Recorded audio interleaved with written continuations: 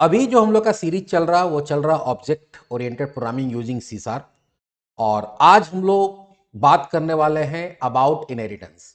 जब उप्स का कॉन्सेप्ट पढ़ा रहे थे तो उस समय आप लोगों को बताए थे कि there are 4 pillars of OOPs: abstraction, encapsulation, polymorphism and inheritance. तो पहले हम लोग इनहेरिटेंस ही देख लेते हैं, क्योंकि इनहेरिटेंस एक बहुत इंपॉर्टेंट टॉपिक है। और अभी अगर पढ़ रहे हैं तो आगे जब सी शार्प का एक्चुअल इंप्लीमेंटेशन अगर आप करने जाते हैं, चाहे आप वेबसाइट डेवलपमेंट में करने जाते हैं, आप विंडो एप्लीकेशन डेवलपमेंट में करने जाते हैं, या और भी किसी तरह का एप्लीकेशन में करने जाते हैं, तो वहां पे इनहेरिटेंस का बहुत ज्यादा यूज होता है, क्योंकि बहुत सारा ऐसा वहां पे क्लासेस बनता है जो बहुत सारे प्री डिफाइंड क्लासेस को इनहेरिट करता है। तो इसके लिए इनहेरिटेंस का कॉन्सेप्ट बहुत जरूरी है समझना। तो चलो समझते हैं इनहेरिटेंस होता क्या है। इनहेरिटेंस क्या है? Inheritance is a feature of OOPs. अभी बताया कि 4 फीचर्स में से एक फीचर है उप्स का, ऑब्जेक्ट ओरिएंटेड प्रोग्रामिंग का। Inheritance allow you to use functionality of existing class in a new class. अब होता क्या है कि जनरली आप कोई भी सॉफ्टवेयर बनाते हैं तो सॉफ्टवेयर से, यहां पर अगर उप्स के थ्रू सॉफ्टवेयर बना रहे हैं तो उसमें आपको बहुत सारा क्लासेस को डिफाइन करना पड़ता है। और हम लोग देखेंगे क्लासेस के पास क्या होता है, तो एट्रीब्यूट या प्रॉपर्टीज जो भी बोल सकते हो, या मेथड्स या फंक्शंस होता है। अब अगर आप एक क्लास बना लिए और इन फ्यूचर अगर आपको लगता है कि कोई और क्लास बनाना है जिसमें वही सारा एट्रीब्यूट, वही सारा फीचर्स, मतलब वही सारा एट्रीब्यूट्स, वही सारा मेथड या फंक्शंस होगा with some additional functions and attributes, तो आपको जो नया क्लास बनाना होगा उसमें फिर से वो सारा एट्रीब्यूट्स बनाना पड़ेगा, फिर से वो सारा बिहेवियर बनाना पड़ेगा, जो तुम्हारा क्या होता है, काफी टाइम टेकिंग होता है। प्लस आपका उसमें एफर्ट भी लगता है, अगर एफर्ट लग रहा है तो कॉस्ट भी लगेगा।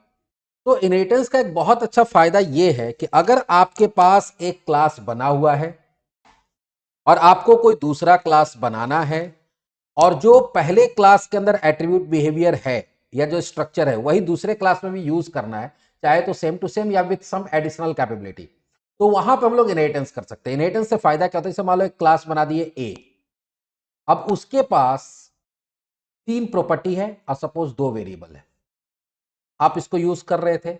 अब आपको एक क्लास बनाना है बी। अब बी बनाते समय आपको पता चला क्या कि बी के अंदर भी यही तीनों प्रॉपर्टी और ये दोनों मेथड होगा विथ सम एडिशनल, जैसे उसमें मान लो 5 एट्रीब्यूट्स होगा या 5 प्रॉपर्टीज होगा, लेकिन उसमें से 3 यही होना है। तो पहले तुमको क्या करना पड़ेगा, ये पांचों यहां डिफाइन करना पड़ेगा, 3 हुआ तो दोबारा यहां डिफाइन करना पड़ा। आपके पास 4 बिहेवियर होगा या फंक्शन या मेथड होगा, ये दोनों जो यहां बनाए हैं वही दोनों यहां बनाना पड़ेगा, प्लस 2 इसका जो अपना है। तो इसमें क्या हो गया कि दोबारा सारा मेहनत करना पड़ेगा बी के अंदर। अगर आप इनहेरिटेंस करते हैं तो इससे फायदा क्या होता है? इससे फायदा ये हो जाता है, चलो देखते हैं। इससे फायदा ये हो जाएगा कि अगर आप बी बना रहे हैं और बी के अंदर ए को इनहेरिट कर, इनहेरिट क्या होता है, कैसे होता है, उसको और डिटेल में बताएंगे, सिर्फ कॉन्सेप्ट समझो। बी के अंदर ए को अगर इनहेरिट करा देते तो होता है कि जैसे ही इनहेरिट कराते हैं तो इंटरनली ये तीनों एट्रीब्यूट या प्रॉपर्टी और ये दोनों बिहेवियर, मतलब दोनों मेथड या फंक्शन, ऑटोमेटिक बी के अंदर आ जाएगा। तो जो इसके पास एक एडिशनल जो बनाना था या 2 एडिशनल बनाना था उसी का कोड यहां लिखना पड़ेगा, अब बिहेवियर जो 2 एडिशनल बनाना था उसी का कोड लिखना पड़ेगा, इस ये कोड को दोबारा लिखना नहीं पड़ेगा। तो इनहेरिटेंस का सबसे बड़ा फायदा क्या है कि यहां पे कोड का रीयूज कर सकते हैं। तो पहला तो क्या, कोड को रीयूज करने के लिए जैसे एग्जिस्टिंग जो भी चीज है उसी को मॉडिफाई कर दिए। इसका बहुत अच्छा एग्जांपल अगर हम तुम लोग को दे तो कोई भी कार बनाने वाला कंपनी को ले लो, बाइक बनाने वाला कंपनी को ले लो, तो अगर ध्यान से देखोगे तो जनरली क्या होता है कि जैसे कार का ही एग्जांपल ले लो या बाइक का एग्जांपल ले लेते, बाइक में इंडिया के अंदर एक मॉडल चलता है, बहुत पुराना मॉडल हीरो का, वो है स्प्लेंडर। क्या है? स्प्लेंडर। अब स्प्लेंडर जो है ये हमको लगता है कि 1990s में, 90, अब हमको एग्जैक्ट याद नहीं, लेकिन 94 इससे लेकर 1997 के बीच में आया होगा, क्योंकि उसी लमसम में हम लोग स्कूल में थे तो उसको हम पहली बार देखे थे। अब एग्जैक्ट हमको याद नहीं है। तो स्प्लेंडर सोचो कितना पुराना गाड़ी है और आज भी वो मिल रहा है, लेकिन टाइम टू टाइम उसमें क्या हुआ, टाइम टू टाइम उसमें बहुत सारा चेंजेस होते चला गया है। अब वो स्प्लेंडर नहीं मिल रहा जो उस समय था, लेकिन कोई होता क्या है कि जैसे मान लो अभी कोई स्प्लेंडर है, तो स्प्लेंडर जो आज से 3 साल पहले मिल रहा था वो आज नहीं मिल रहा, उसमें कुछ एडिशनल फीचर्स आ जाता। तो होता क्या है कि हमेशा बाइक को अपडेट किया जाता है, और अपडेट किया जाता है तो क्या किया जाता है कि जो पुराना चेचिस है वही उठा लिया, पुराना इंजन वही रहता है ऑलमोस्ट। कभी कभी इंजन बीच में चेंज हुआ जब तुम्हारा ये जैसे होता है BS3 BS4 चेंज हुआ तो चेंज हुआ, लेकिन मोस्टली बाइक्स वही रहता है। और होता है क्या है कि जब पुराना बाइक को पूरा उठा लिया और उसमें कुछ नया फीचर ऐड कर दिया। जैसे स्टार्टिंग में क्या था कि स्प्लेंडर का हमको जहां तक याद है कि जो सबसे पहला चीज इसमें आया था स्प्लेंडर के अंदर, वो आ गया था तुम्हारा सेल्फ। पहले सेल्फ नहीं आता था, तो पुराना बाइक लिया उसमें सेल्फ ऐड कर दिया, नया वर्जन निकाल दिया। फिर एलॉय व्हील आ गया, ठीक है। फिर i3 टेक्नोलॉजी आ गया, फिर फ्यूल इंजेक्शन आ गया। तो मोटा मोटी बाकी चीज वही रहता है और नया नया फीचर ऐड होता है। तो क्या जब भी नया बाइक स्प्लेंडर लॉन्च हो रहा है तो क्या पूरा फिर से डिजाइन हो रहा है? नहीं, पुराने बाइक को उठाया और उसी में क्या किया, कुछ फीचर ऐड करके नया ले आया। तो इससे क्या हो गया, टाइम भी बच गया, मेहनत भी बच गया, पैसा भी बच गया। तो एक काम तो उसके लिए यूज कर सकते हैं। जैसे तुम लोगों को पता होगा कि आज के डेट में आईटी फील्ड बहुत डायनेमिक होता है, और जब डायनेमिक होता है तो हमेशा देखोगे सॉफ्टवेयर का नया नया वर्जन आते रहता है। लेकिन जब भी नया वर्जन आता है तो पुराने फीचर्स को हटाया नहीं जाता। इससे बहुत अच्छा एग्जांपल अगर उठा लो तुम, तो नोटपैड का एग्जांपल उठा लो। विंडोज के अंदर नोटपैड कब आया था? 1985 के आसपास में, कोई 1.2 वर्जन या समथिंग था विंडो। और आज विंडो का अगर तुम 11 यूज करो उसके अंदर भी नोटपैड मिल रहा है। तो क्या ये जब भी विंडो का वर्जन चेंज हो रहा है तो हर बार क्या उसका नोटपैड का कोडिंग अलग से होता है? नहीं। जब भी कोई भी सॉफ्टवेयर का वर्जन चेंज होता है तो ए वर्जन से बी वर्जन में जाता है, तो क्या करता है, बी वर्जन सबसे पहले ए को इनहेरिट कर लेता है। तो ए का जितना भी पुराना फीचर्स है सब बी में आ गया, और बी में जो नया चीज ऐड करना है या पुराने वाले को थोड़ा बहुत चेंज करना है वो चेंज करके नया वर्जन ले आया जाता है। इससे क्या होता है कि पूरा का पूरा फिर से हर चीज का कोड नहीं करना पड़ता है। तो मेजर जो इसका काम है पहला, वो होता है रीयूजेबिलिटी। रीयूजेबिलिटी मतलब क्या हो गया कि एग्जिस्टिंग कोड को ही आप क्या कर रहे हैं, एग्जिस्टिंग कोड को ही आप कहीं दूसरे क्लास में यूज कर ले रहे हैं। यहां पे वही चीज लिखा हुआ है। पहले देखो ये जो लाइन इतना जो डिटेल में बताया इसलिए बताया कि functionality of existing class in new class. Inheritance allow a class inherit member of the class from another class. Inheritance क्या कहता है? इनहेरिटेंस एक ऐसा फीचर है जहां पे एक क्लास जिसके पास कुछ मेंबर्स है, मेंबर्स मतलब एट्रीब्यूट बिहेवियर, वो किसी दूसरा कोई क्लास उसको इनहेरिट कर सकता है। इनहेरिट करने का मतलब क्या होगा कि ये ऑटोमेटिक ये सारा कुछ इसके अंदर आ जाएगा, दोबारा तुमको उसको करने की जरूरत नहीं पड़ेगा। जैसे कि एग्जांपल यहां पे दिया होगा, जो पेरेंट है, तो पेरेंट का प्रॉपर्टी किसको मिलता है? चाइल्ड को। तो चाइल्ड यहां पे क्या करता है? चाइल्ड इनहेरिट करता है। जब प्रॉपर्टी का मतलब सिर्फ यहां पे हम मॉनेटरी टर्म में या फिर एसेट के टर्म में बात नहीं कर रहे, एसेट भी हो सकता है। जैसे मान लो तुम्हारे फादर का जो भी लैंड लिया हुआ है, ठीक है, या उनका जो बैंक बैलेंस है, उनका जो हाउस है, वो अल्टीमेटली किसको मिलेगा? वो अल्टीमेटली तुमको मिलेगा या चाइल्ड को मिलेगा, जो भी उनका चाइल्ड होगा, ठीक है। अरे यार, तो अल्टीमेटली किसको मिल जाता है? चाइल्ड को मिल जाता है। तो वहां पे क्या हो गया, अगर एसेट के फॉर्म में देखोगे तो एसेट को भी हम लोग क्या करते हैं, एक पेरेंट से इनहेरिट करते हैं। और सिर्फ एसेट ही नहीं होता है, बहुत सारा चीज होता है। जैसे अगर नॉर्मली अगर तुम देखोगे तो तुम्हारा जो बॉडी स्ट्रक्चर होता है वो लोग पेरेंट से इनहेरिट करता है। उसके बाद तुम्हारा फेस कट पेरेंट से इनहेरिट करता है। उसके बाद तुम्हारा बिहेवियर, जैसे बोलने का तरीका, हंसने का तरीका, चलने का तरीका। मेरे साथ बहुत बार होता है कि मतलब हम कहीं पे गए और बाहर गए कहीं पे, बचपन में होता था, अब तो खैर अपना पहचान भी है पिताजी के साथ, पिताजी का तो बहुत बड़ा पहचान है, उनके पहचान से हम लोग जाने जाते हैं। लेकिन भगवान के दया से थोड़ा बहुत अब हम लोग को भी लोग जानने लगा है। लेकिन एक टाइम था जब लोग स्कूल्स में थे, कॉलेज में थे, तो कभी मार्केट की तरफ चले गए तो अचानक से कोई अंकल मिल गए, बुलाए, ए बाबू इधर सुनो सुनो सुनो। तो हम लोग गए, बोलिए अंकल, तुम फलाना बाबू का लड़का हो का? तो हम बोले कि हाँ अंकल। तो आप? तो नहीं, हम उनका दोस्त है। तो ठीक है, जो कंपल्सन होता है हम लोग प्रणाम उणाम कर लिए, नमस्ते कर लिए। तो हम लोग बोले कि आप कैसे जाने कि हम उनका लड़का? अरे नहीं नहीं, तुम जो चल रहा था ना तो तुमको, और उसके बाद देखे तुमको हंसते हुए ना, तुम दोस्त लोग के साथ हंस रहा था ना, तो हमको समझ में आ गया कि तुम फलाना बाबू का लड़का हो। तुम्हारा पिताजी भी ऐसे ही चलते हैं या ऐसे ही हंसते हैं, तो या बैठने का तरीका, तो चलने का तरीका, बैठने का तरीका, हंसने का तरीका, या फेस, उस वो भी हम लोग कहां से लेते हैं? वो भी हम लोग पेरेंट्स से ही इनहेरिट करते हैं। तो वो प्रॉपर्टी हमारे अंदर आ जाता है। या फिर बहुत सारा डिजीजेस होता है, जैसे अगर मान लो जिसके पेरेंट को डायबिटीज है तो बच्चा को बहुत ज्यादा चांस होता है डायबिटीज होगा। पेरेंट को अगर बैल्डनेस है, गंजापन है, तो बच्चा को भी बहुत ज्यादा चांस है कि गंजापन होगा, गंजा हो सकता है। अगर पेरेंट को कैंसर है तो बहुत ज्यादा चांस होता है कि बच्चा को भी कैंसर हो इन फ्यूचर। तो बहुत सारा डिजीजेस भी हम लोग क्या करते हैं, इनहेरिट करते हैं। इनहेरिट का मतलब यही है कि एक कोई भी चीज पहले से है उसको आप क्या करें, इनहेरिट कर ले रहे हैं। पापा का लिया हुआ जमीन, घर, पैसा, अल्टीमेटली तो मिलना हम ही लोग को है। तो हम लोग क्या कर रहे हैं, उसको इनहेरिट कर रहे हैं। तो वही चीज है कि जहां पे एक क्लास किसी दूसरे क्लास से क्या करता है, कुछ इनहेरिट करता है। Inheritance provide capability of reusability. Inheritance का सबसे मेन काम क्या है, रीयूजेबिलिटी, कि पहले से कोई भी चीज है उसको उठाओ और उसको यूज कर लो अपने नए वाले क्लास में। ठीक है, पहले से कोई क्लास है उसको हम लोग नए उसके प्रॉपर्टी को, बिहेवियर को नए वाला क्लास में यूज कर लेंगे, और अगर आपको जरूरत है तो नए वाला क्लास में अगर कुछ एडिशनल चीज ऐड करना तो आप एडिशनल ऐड कर सकते हैं। Therefore, inheritance help reduce redundancy and easy maintenance of code। तो इससे बहुत बड़ा फायदा क्या है कि रिडंडेंसी, कोड का रिपीटेशन नहीं होता कि एक ही कोड तुमको 2 जगह या 3 जगह लिखना पड़ रहा है। तो एक तो हम क्या बोले, एक तो हम लोग इसका किस लिए यूज कर सकते हैं, इनहेरिटेंस का एक यूज कर सकते हैं कि भाई पहले से कोई भी चीज बना बनाया है, आप नया बना रहे हैं, तो आप उसको उसमें कुछ एडिशनल फीचर ऐड करते हैं, इसको बोलते हैं स्पेशलाइजेशन। उसको हम लोग बोल सकते हैं स्पेशलाइजेशन। देखो एक टर्म होता है स्पेशलाइजेशन, एक जनरलाइजेशन, दोनों के लिए इनहेरिटेंस यूज होता है। इसके लिए हम थोड़ा सा एक डायग्राम जैसा छोटा सा ऐसे बना के बता देते हैं, ऐसे ड्रॉ करके बता दे रहे कि स्पेशलाइजेशन और जनरलाइजेशन में अंतर क्या होता है। देखो स्पेशलाइजेशन का मतलब यह होता है कि पहले से एक क्लास है, मान लो पहले से एक क्लास है ए, उसके पास एट्रीब्यूट मतलब वेरिएबल मान के चलो, एक है एक्स, एक है वाई, और उसके पास बिहेवियर है कुछ ए बी और बी सी। एक क्लास पहले से है ए नाम से जिसके पास 2 वेरिएबल 2 फंक्शन है। अब स्पेशलाइजेशन का मतलब क्या है कि अब एक कोई नया क्लास बनाना है जो तुम्हारा ए से ज्यादा पावरफुल होगा, लेकिन ए का सारा फीचर उसके अंदर होना चाहिए।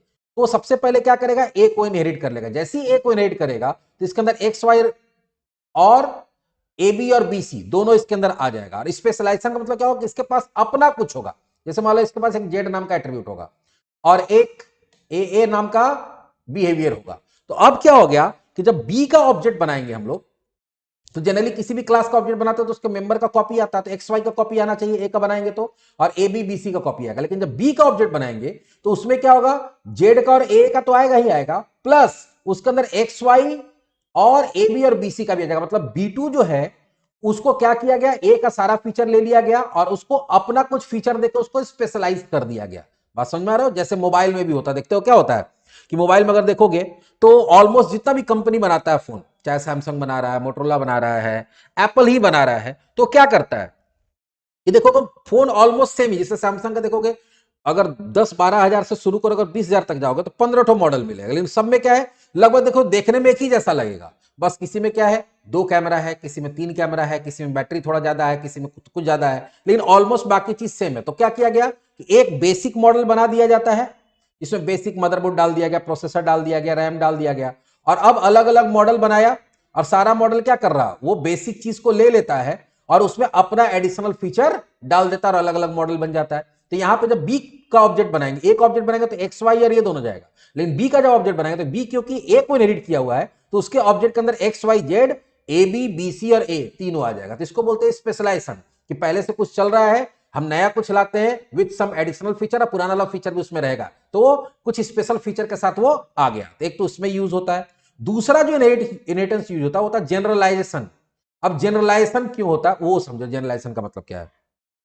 अगर आपको कोई बोला कि आपको 5 क्लास बनाना है, आपको 5 क्लास बनाना है, मान लो आपको बनाना है बी, आपको बनाना सी, आपको बनाना डी, आपको बनाना ई, और आपको बनाना एफ, 5 क्लास बनाना है। लेकिन पांचों क्लास के अंदर कुछ कॉमन एट्रीब्यूट और कुछ कॉमन बिहेवियर होगा जो सब में होगा। पांचों एट्रीब्यूट के अंदर, पांचों क्लास के अंदर कुछ ऐसा बिहेवियर होगा या कुछ ऐसा एट्रीब्यूट होगा जो पांचों के अंदर सेम होगा। तो इसके लिए क्या करना होगा, वो पांचों के अंदर लिखना पड़ेगा आपको अलग अलग, इसमें भी वो लिखना पड़ेगा। इसमें मान लो एक एग्जांपल लेते हैं कि ए नाम का और एक बी नाम का वेरिएबल दोनों में होना चाहिए, पांचों में होना चाहिए। तो बी क्लास बनाएंगे, उसके अंदर ए बी को डिक्लेयर करना पड़ेगा, सी के अंदर भी ए बी को डिक्लेयर करना पड़ेगा, डी के अंदर भी ए बी को डिक्लेयर करना पड़ेगा, ई के अंदर भी ए बी को डिक्लेयर करना पड़ेगा, और एफ के अंदर भी ए बी को डिक्लेयर करना पड़ेगा। तो इतना बार मेहनत पड़ेगा। अगर कोई बिहेवियर है, ठीक है, तो मान लो एक्स और वाई नाम का बिहेवियर है और ये पांचों में होना चाहिए, तो वो मेथड या बिहेवियर मतलब मेथड या फंक्शन, तो वो इस क्लास के अंदर भी इसका कोड लिखना पड़ेगा, इसके अंदर भी लिखना पड़ेगा, इसके अंदर भी लिखना पड़ेगा, इसके अंदर भी लिखना पड़ेगा, इसके अंदर भी लिखना पड़ेगा। तो अगर इससे से बचना चाहते तो हम एक एक्स्ट्रा क्लास बनाएंगे ए नाम से, या किसी भी नाम से बना सकते हैं, फिलहाल ए नाम से, और ये जो चीज है उसको कहां बना देंगे, ए के अंदर, और ये सारे क्लासेस को किससे इनहेरिट करा देंगे, ए से।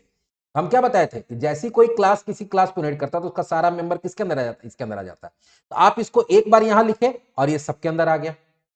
दूसरा, इन केस कल के सबके अंदर सी नाम का एक वेरिएबल बढ़ाना है, तो अब सबके अंदर अगर सब में अलग अलग लिखते तो सब में बढ़ाना पड़ता। अब क्या है, तुम ए के अंदर ही सी डाल दो, तो क्योंकि ए से ही जा रहा तो पहले ए भी जा रहा था, ए बी सी डाल जाएगा। सी के अंदर पहले ए भी जा रहा था, ए बी सी, क्योंकि सब कुछ तो इसी के पास से आ रहा है। तो कभी कभी ऐसा होता है कि बहुत सारा एट्रीब्यूट, बहुत सारा बिहेवियर बहुत सारे क्लासेस में जब कॉमन होता है, तो वहां पर हम लोग क्या करते हैं, एक पेरेंट क्लास बनाते हैं, ठीक है, जनरल क्लास, और उसको सबको इनहेरिट करा देते हैं। तो इसको बोलते हैं जनरलाइजेशन, की जनरल चीज जो है उस सबके अंदर ऑटोमेटिक आ जाएगा। जैसे एग्जाम्पल, अगर रियल लाइफ एग्जाम्पल से समझोगे तो रियल लाइफ एग्जाम्पल क्या है, जैसे मान लो कि एक एग्जाम्पल लेते हैं ऑटोमोबाइल का। बाइक भी ऑटोमोबाइल में आता है, कार भी ऑटोमोबाइल में आता है, तुम्हारा बस भी ऑटोमोबाइल में आता है, ट्रैक्टर भी ऑटोमोबाइल में आता है, बाइक भी आता है। अब मान लो कि बाइक, तुमको एक बाइक नाम का क्लास बनाना है, कार नाम का क्लास बनाना है, बस नाम का क्लास बनाना है, फिर तुमको ट्रक नाम का एक क्लास बनाना है, ट्रैक्टर नाम का क्लास बनाना है।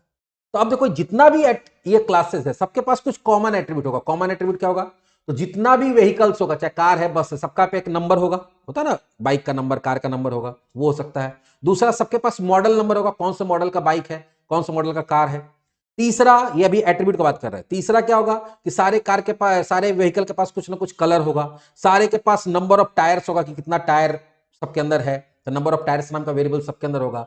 नंबर ऑफ सीट्स, कितना लोग बैठ सकता है, वो सबके अंदर होगा, भले वैल्यू अलग अलग हो सकता है लेकिन वेरिएबल तो सबके अंदर होगा। तो ऐसा बहुत सारा कॉमन प्रॉपर्टी जो सबके अंदर हो सकता है। कॉमन बिहेवियर, जैसे सबके अंदर हॉर्न ब्लो होगा, सबके अंदर एक्सेलरेशन होगा, ब्रेकिंग होगा, ये सब बिहेवियर है। तो अगर आप नॉर्मल केस में जाइएगा तो कार क्लास बनाइए, उसके अंदर सारा वेरिएबल, सारा फंक्शन बनाइए। आप बस क्लास बनाइए, उसके अंदर सारा वेरिएबल, सारा क्या करिए, सारा वेरिएबल और सारा क्लास ये बनाइए, सारा वेरिएबल, सारा मेथड बनाइए। तो सबके अंदर बनाना पड़ेगा अलग अलग। उससे अच्छा क्या है कि आप एक काम कर सकते हैं, कहां गया माउस, आप एक काम कर रहे हैं, एक क्लास बना रहे हैं व्हीकल,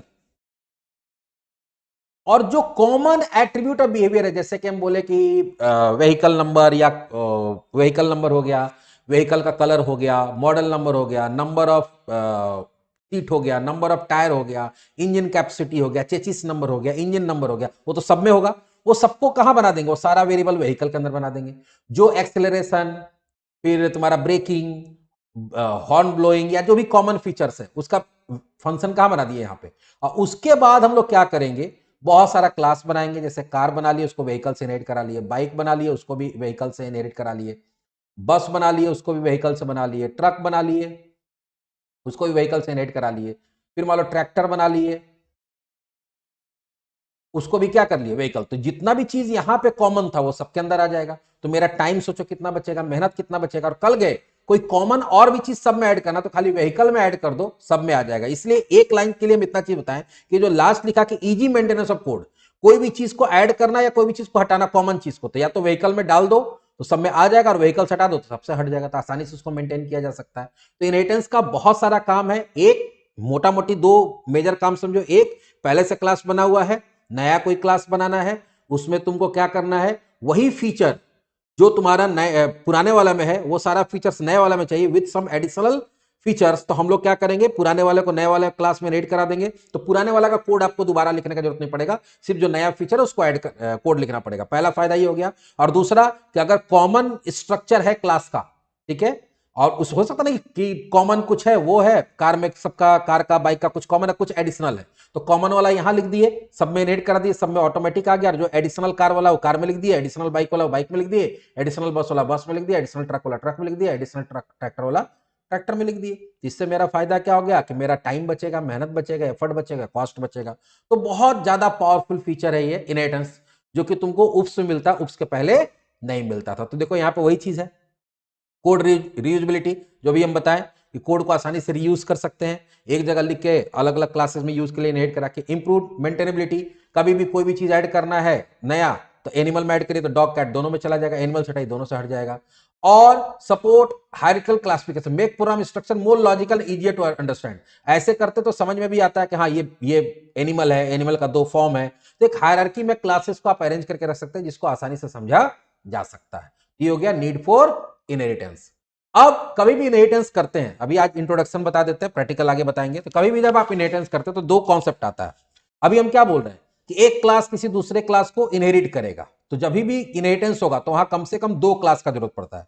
एक जो होता है वो होता है हमारा सुपर क्लास, पेरेंट क्लास या बेस क्लास। ये तीनों सेम चीज है, super class, parent class, base class. कोई सुपर क्लास बोलता है, कहीं पे पेरेंट क्लास बोला जाता है, कहीं पे बेस क्लास बोला जाता है। और सब class, child class, derive class same चीज है।